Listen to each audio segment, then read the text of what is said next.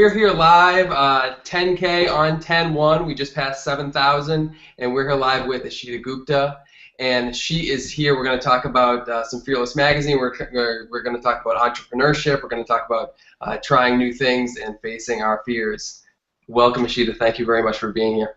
Thank you. Happy to be here, and I like what you said. We're going to dig into trying some new things. I like it. We're going to dig in. Yeah, exactly. So we were just talking a second ago. So about 2 or 3 days ago, I just saw your TEDx talk. I think it was TEDx Hartford, and you talked about your experience working with Seth Godin. You talked about your experience kind of trying new things and used the word innovation, and you had kind of a different take on it. So can you talk a little bit about that? Yeah, about my take on innovation. I'll give you a little prequel before that. Is that it was actually TEDx Asylum Hill, but I say Hartford because it's ludicrous to say TEDx Asylum Hill. It sounds like a mental institution. So anyway, little secret. Innovation. So I gave a whole talk on fear and innovation, basically because I think we do innovation wrong. Mm-hmm. I think we search for it, we try to bang our head against the wall and try to get it, and we want to feel hip and cool and creative. And for me, innovation actually means just solving your deepest need. It means solving your own problems and then extrapolating from there. Because you can bet if you are at rock bottom, or if you are in a hard situation, or if you're struggling with something, anything, you're going to have to innovate your way out. If your old solutions aren't working for you, like I remember when I started the magazine, I was in a terrible amount of fear. And the reason I started it was because all the stuff around me that I was doing wasn't working. Like I would try to talk to my family and friends, and they were great, but it wasn't helping me get out of my fear. I would meditate or go for a walk or journal, the normal things that I would do, and it wasn't working. So I had to actually innovate my way out of it. One way that I thought of doing was just by interviewing other people about their fear. So, how does someone like Seth Godin get through X struggle? How does someone like Susan Piver make it through heartbreak?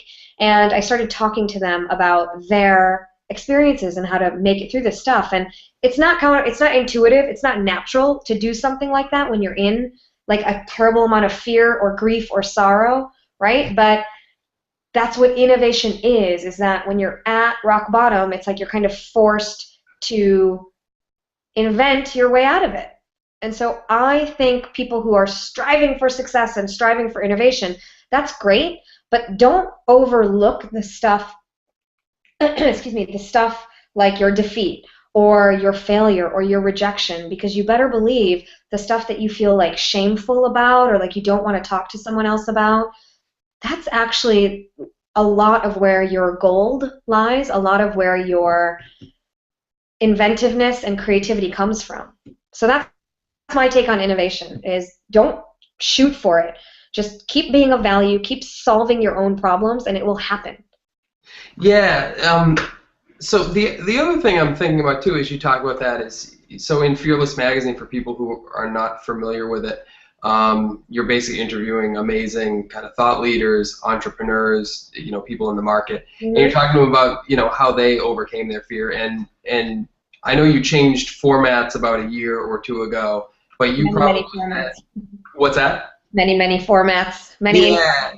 And the format that I was familiar with was kind of that beautiful PDF that you put together, I think once a month, and you had about 6 or 7 sort of long-form interviews with folks. You did that for about a year, maybe 2 years? Yeah, exactly. About 2.5 years before we decided to switch to kind of like a more blog-style platform. So you were talking, and people should also know, you weren't just talking to business folks. I believe you interviewed like Pema Chodron, Seth. You interviewed people from sort of across disciplines. So when you're talking about fear, any sort of threads, any trends that come to mind that you saw coming across multiple people's experience?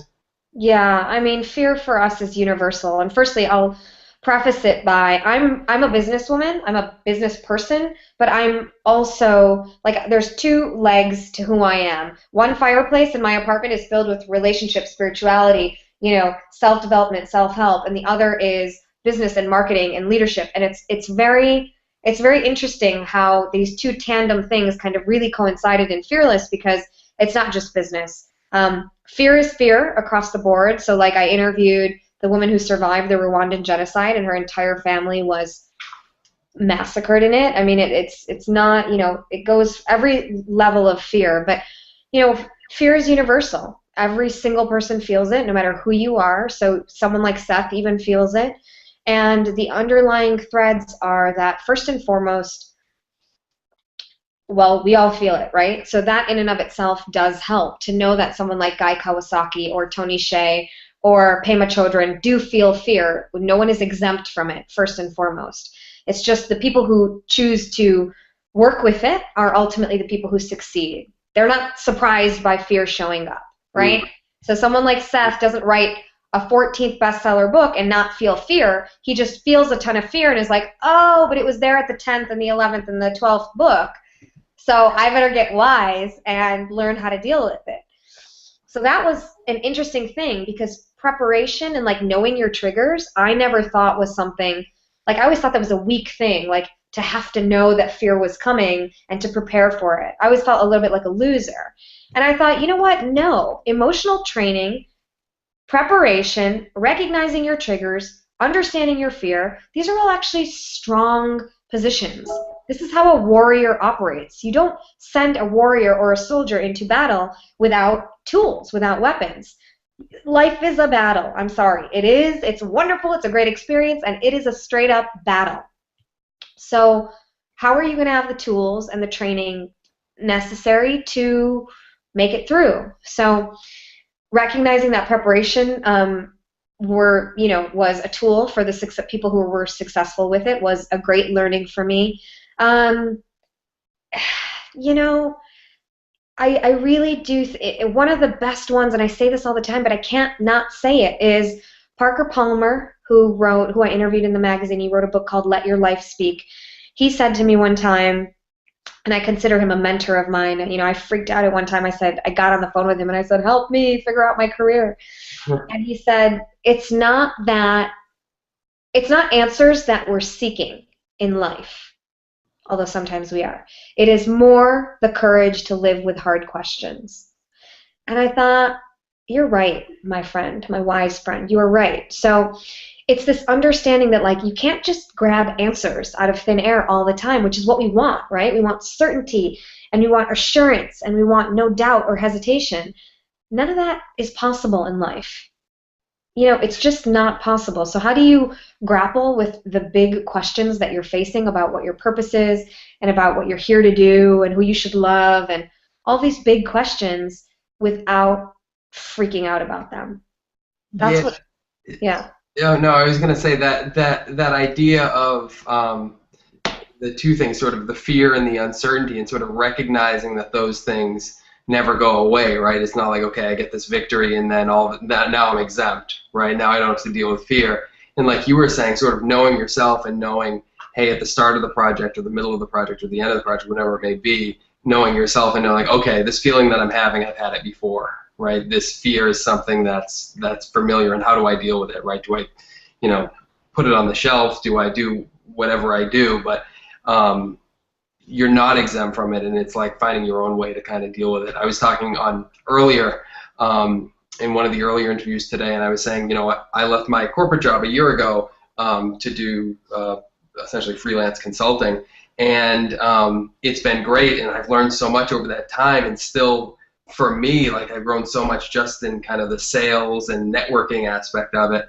but still, I was saying, like, I've had sort of on my list for about 4 weeks now, a bunch of kind of sales and networking calls that for me are scary, and they've just been going very slow. And for me, just acknowledging that what's at play here, it's me being scared, right? It's not that I'm too busy. I'm not too busy, right? That's not the issue. The issue is I don't want to do this because I'm scared of doing it. Right? Exactly. I mean? Yeah, I know exactly what you mean. First of all, congratulations on leaving your job. Thanks. Second of all, it's fear that's operating. So let me give you a tip. Just do those the first thing in the morning. Those should be the things that you literally, I do all of my sales, my revenue generating stuff, the stuff that wigs me out, first thing in the morning. Because then you get it over with, and you also strengthen your position for the rest of the day as someone who is going to honor promises to themselves. to the self. And something also that might help, and I used to do this, is I used to have a lot of problems with sales and marketing because I was stuck in a cycle of proving to someone, like I have all the answers, or I'm the smartest person in the room, or I can solve everything, or I'm the best. And that cycle of proving keeps us in this inner chatter and out of real value and like solution mode for the person. So what I would say is, and I tell all of my clients this when we have this exact same conversation that you and I are having, is switch from like the proving mode to more of a delivering value. How can I be of service to this person at this time right now without proving that I have to be God's gift? And let me trust myself and trust that they're coming to me for a reason, that they need help. And that allows you to like not be like, I used to be very machismo, and it used to not work for me at all because I am not machismo. I am very much a connector, very much like, let me make you feel comfortable. And when I stopped being that other person, this VP shooter person, I started being more of myself, but not proving. I got more clients. I made more sales, and marketing was much easier. So anyway, FYI. Yeah, no, that's really great. And I mean, one of the things that it's paradoxical or whatever, but when you go into a situation with sort of not that proving mode and just sort of saying like, this is what I offer, and it's kind of a take it or leave it type of thing, not in a negative way, but it's like, this might not be for you, right? And that's okay. And you just come at it with this much more mature, much more balanced approach. And like you said, you find you're getting, more conversations, you're getting more clients, whatever it may be. Yeah. And you're getting the right people in, because if you're not right for someone, then you're being of service, even referring them to someone else. Yeah. And the other thing, not to like go on and on about myself. No, but I mean, we could talk about sales and marketing the whole time. People are interested in that. That's true. That's true. I mean, one of the things that I find great is, the more you do it, at first it's like you don't want the no, right? That's the worst thing. You're like, the worst case scenario is the no. And then the more you do it, you realize that's not the worst case scenario. The no right at the beginning is like, okay, we move on to something else. The worst is sort of the never-ending maybe, right? That's the thing where you're just, and you're investing all this time and it's not really going anywhere. It's like yes or no, this might work for you or might not. And we can all move on with our lives one way or the other, right? We can get out of this, cycle. So Or you have like a cycle of 10 no's, which scare you enough, and then you get your ultimate ideal client, and then you start really freaking out. You're like, cannot deliver.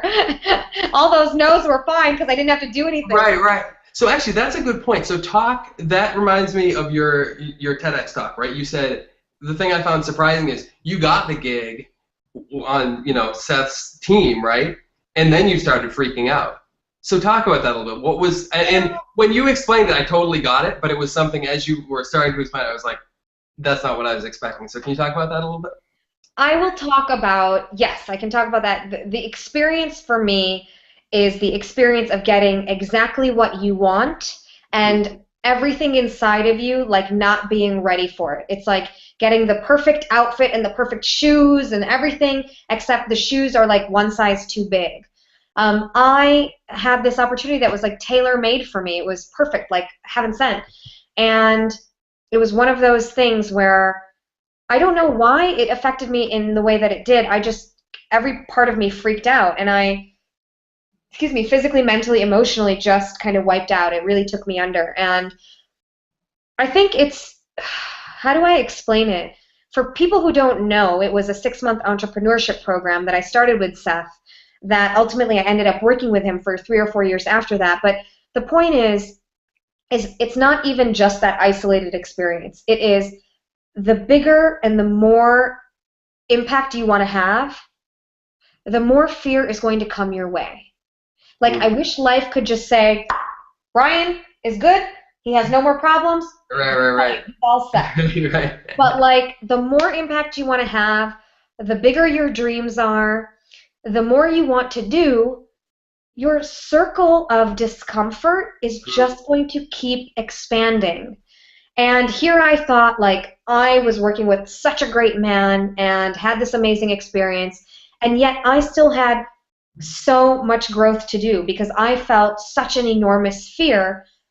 I didn't know how to deal with it, right? But look what came from that is the magazine. When like I started saying in the beginning, is you solve your deepest need, you solve your problem. I mean, I wanted to quit working with Seth like 3 different times.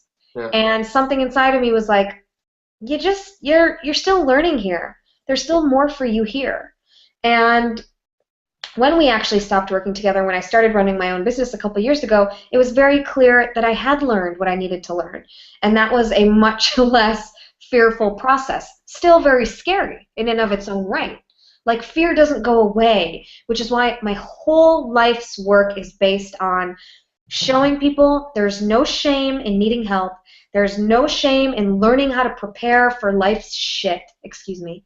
There's no shame in recognizing that we need tools. It's just natural, and school doesn't teach us, and no one teaches us this, so we need to learn it. Yeah, and like you said, the warrior isn't without fear, right? The warrior is able to deal with her fear, you know? I don't think any one of us wakes up in the morning saying everything is perfect, exactly how I want it. I am enormously grateful for my work. I'm my own boss. I can do whatever I want. I can travel. And still, there are days where I wake up in the morning and I want to punch myself because I'm like, oh my God, it's so stressful. I have to figure out my own career. Nobody is telling me tomorrow you have to do this, Ishita. Friday you have to do this. Saturday you're going to have this evaluation. You set your own metrics. You have to create your own goals. You have to create your own boundaries. I think business for me has been one of the biggest personal development tools. I mean, I actually invested a lot of money in consulting earlier this year, my own business consulting to grow my business. And I got a call literally today, Brian, literally today, where she said, anyone else have any more questions? And I said, yeah, I do. I got this great client, and this is why I brought this up. I got this great client, and it's amazing, and I'm scared I can't deliver. And she said, don't you teach confidence? And I said, yes. She said, aren't you giving a talk tomorrow to 1,000 people? I said, yes. And she said, trust yourself. It's like you forget all of the time. That is why we need tools. We need to practice every moment of every day. So speaking of your talk in front of 1,000 people tomorrow, do you want to talk about it? Love to. Sure. Yeah. It's about a lot of what you and I are talking about. It's about, well, Detroit gets a bad rap, first of all, because it's bankrupt, so I get it.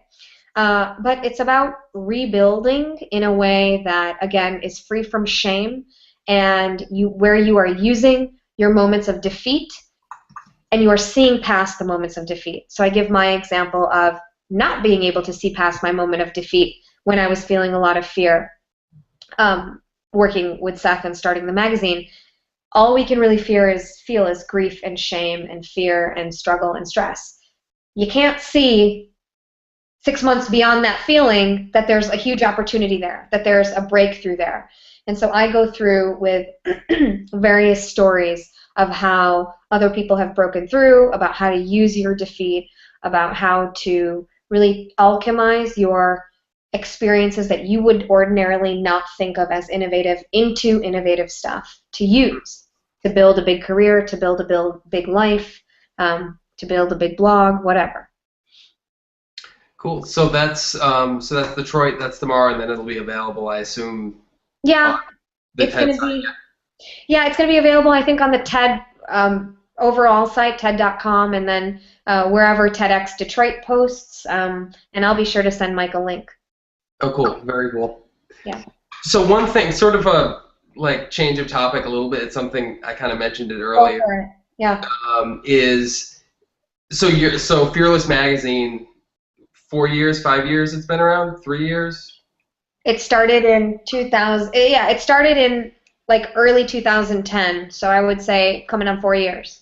So 4 years, and I knew about two sort of formats. I remember the PDF with the amazing photography, and you've got baby PDF, yeah. Yeah, and can you talk about the decision to change formats? What drove it? And yeah, first of all, I love traditional magazines. I don't have any here because it's my parents' house, but Fearless started off as a PDF because I did not want to compromise on design or quality. I wanted it to feel like a Vanity Fair but be online. Yep. So we were very photo heavy. We were very like font and layout and text and typeface heavy. The design was lovely. Everything about the design I loved, and I kept it going for a couple years in PDF form. The problem with the PDF form was that, first and foremost, it was 7 stories of legitimate, amazing content. So people were having a hard time getting through it, and they would almost feel guilty about like getting through it. So it's like they needed it to be more piecemealed. I got a lot of feedback from my readers saying, hey, love the magazine. There are days where I bookmark it and I don't get to it and I feel guilty because it's my guilty pleasure. Like I want to read it. You're the only thing I read. And I started realizing that as much as these stories help, you can't get it all at one time. You can't take 6 people's experiences and take all the lessons and put it into your weekday. You just cannot. And so we made a decision to go more of like a blog style, but it's also like my newsletter, right? It's also like a newsletter that I send out. And also sharing. It was very hard to share. It was a huge PDF. I mean, PDFs remind me of corporate America.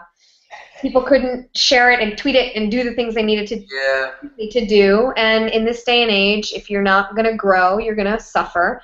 And so I made the call to go ahead and get dynamic and be online, which was the right decision.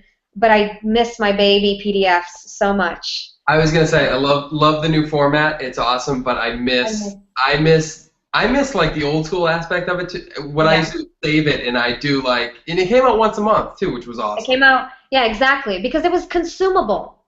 The whole difference is that it's consumable, because the internet is not. You cannot consume the internet. Link to link to link to link. That's maddening to me. I am still a hardcover gal. I read hardcover books in bed. Do not give me a Kindle. Do not give me an iPhone. Like the PDF for me was, what can I say? I love it. It came out once a month. It was finite, and you had a month to go through it. There were these great stories. The photography. Yeah. Doing justice to photography, it was just amazing photography. Of these, the thing that was cool about it was amazing photography of people that you probably already had seen a lot of photography of already. Right. You know, so we didn't have an in-house photographer. So for local New York people, sometimes we did, but the vast majority of people sent us photos. Really? Yeah, which is interesting, isn't it? Yeah, that's it. Yeah, I hadn't expected that, because, like I said, it seemed like a lot of it seemed all original, right? But it was interesting too, because you got a lot of the photos I felt were sort of different than what you would traditionally get for these people, and also the stories that you were hearing about them were different than what you'd normally hear, because you'd hear about their success stories normally, and in this it was like, let's talk about the success, but let's talk about like what was going on underneath as well.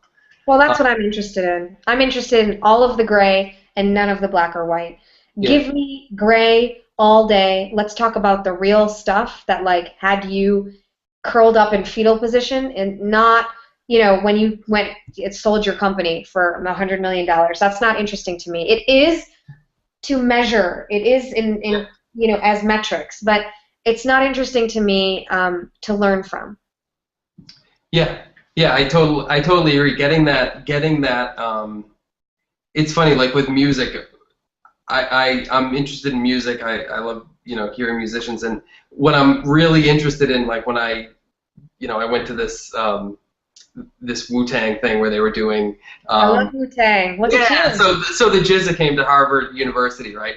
And he gave a talk about his his work and everything. And everyone was asking questions about like the records and who he knew and this and that. And I wanted to know, like, when you did like, Triumph, when did you know that was an amazing song? And let's talk about like the creative process. And, I don't know if I should share this, because he sort of said this like to the side, but he was saying like when he heard the other verses on that song, like he felt so intimidated. And this is a guy who's like a classic, a hip hop classic, with guys that he's known for years, and he said like he felt so intimidated by those other people's verses, and it was just like that was amazing. I mean, it's amazing to hear the end product. It's also amazing to hear about like what was going on with him in the studio and what was going on like mentally with him while he was doing it. It's just it just brings this whole other side of it that matters, I think it's always surprising for us to hear someone like GZA say that. And what we don't realize is that that actually is true for anyone who's tasted success, is that there's always that real deal, crazy hard struggle side of it. And we sit here and think there's like this straight path to like the kingdom of success where it's Seth and Jizza go. And, and we somehow like fumble our way there. But really for everyone, it's been that same circuitous path, that same intimidation, that same fear, that same struggle. So I think when we meet people with that mentality and that mindset, they also then appreciate it. That's how actually people ask me all the time, how do you reach influencers? I just, do they use that term, influencers? Yeah, it's the worst term ever, because if you don't think you have influence, don't try to go reach an influencer. Yeah. You have to get enough self-worth first to feel confident about what you're doing and feel confident about yourself, then approach anyone you want, and they will not be influencers. They will just be people who have done work with impact. Yeah. But I totally forgot my point of reaching influencers. Oh, here it is. So when you want to reach influencers, show them that you are also on the same journey that they are on, or that they've been on, or that they used to be on. Do not make a barrier between you two and say, now you have XYZ. You have to come to someone who has made a lot of impact with the understanding that you cannot forget how they got there, because they never forget how they got there. Yeah. And so it's almost like when you come to them with that mentality of saying, hey, I get it, I know you were here, it couldn't have been easy, and yet you have done so much. I am doing XYZ, here's my path, here's my journey. Then they understand, because you're speaking their language. You're not like, oh my God, you're the best and I suck. Right. There's one, in a weird way, there's one, like, I'm going back to the Jizza lecture again. I gotta go back to it. So this is 2011, right? Hearing him talk, this guy is like, literally, and metaphorically the genius, right? So he's talking, and he talked about when he was, I guess this was in the 80s, right? He got a record. He was working like a city job, right? He was working with Department of Transportation in New York City, and it was this great secure job, right? And he got a record contract. And when he got the record contract, he got rid of the city job and, did this record, and the record failed, right? So he didn't have the city job, he didn't have the record. Right. And he kind of, sort of held things together, and then they became Wu-Tang, and everything went, and everything's awesome. He sort of held things, do you see what you did? He sort of held things together, and then he became And then it was awesome, right? Right. But here's the thing, right? When he gave his lecture, he spent about 5 minutes talking about that city job, and he spent about 5 minutes saying, I really shouldn't have gotten rid of it. If you're working like the equivalent of a city job and you get a record contract, don't get rid of it, right? And that just brought home to me, it's like this journey, right? Like we sort of like make the Jizza, we make Wu-Tang, or whoever, maybe Seth, like, oh, he gets there and then away he goes. And it's this whole journey, right? So so this has been great. I think I'm getting the... you're getting the signal that we need to... I'm getting the signal. Okay. Well, this has been so fun. Yeah, but thank you so much. Again, we said at the top, but want to say it again. We really, really appreciate the time that you've given us here today. Always, always. Now I want to go hear Jizza talk somewhere. Cool. Yeah, and looking forward to checking out your TEDx Talk Detroit. So keep us in the loop, and looking forward to it. Thank you. I'm very ready. I'll send you guys a link after I've done it tomorrow. And thank you again for this. I hope you guys raise as much money as you can. The full 10K, right? It's 10K? We're still going for the full 10K. Yes, 10K Go on for the 10K. Yes. Yeah. Go for the 10K. Happy to be a part of it. Donate, donate, donate, guys. And good for you guys. Kudos for making this happen. I think this was an awesome, awesome effort, and I had fun. Cool. Thanks, Ishita. Thank you, Brian. Talk soon. Yeah, talk to you soon. Thanks.